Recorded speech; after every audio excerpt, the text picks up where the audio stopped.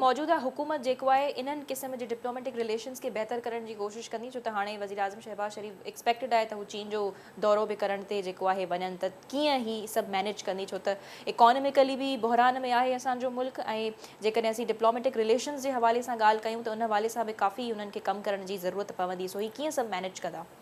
ॾिसो, शहबाज शरीफ़ हिकु पुराणो पॉलिटिशियंस आहे।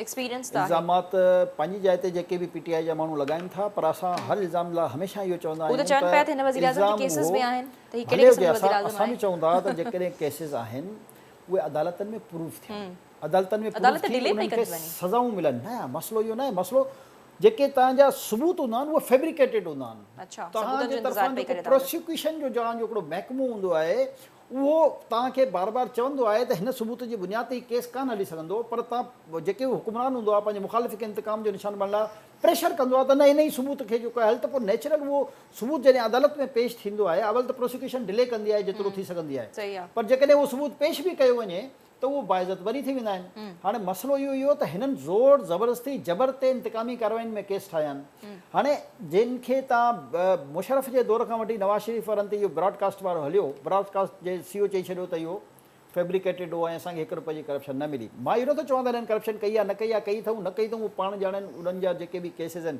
पर जंहिं ते केस ठाहियो, जंहिं ते करप्शन जा एॾा संगीन इल्ज़ाम लॻायो, पोइ उनजी ज़िमेदारी आहे जेको इल्ज़ाम लॻाए थो उन ते साबित करे। इमरान ख़ान पोणा 4 साल में साबित करे आहे न, उन्हनि ते क्राइम आहे, ॾोह आहे, चोर आहे, डाकू आहे, हर क़िस्म जा हिन मुख़्तलिफ़ केसिस ठाहिया, उन्हनि जे सॼे ख़ानदान ते केस ठाहे छॾियईं, पर साबित बि त करे न अदालत में।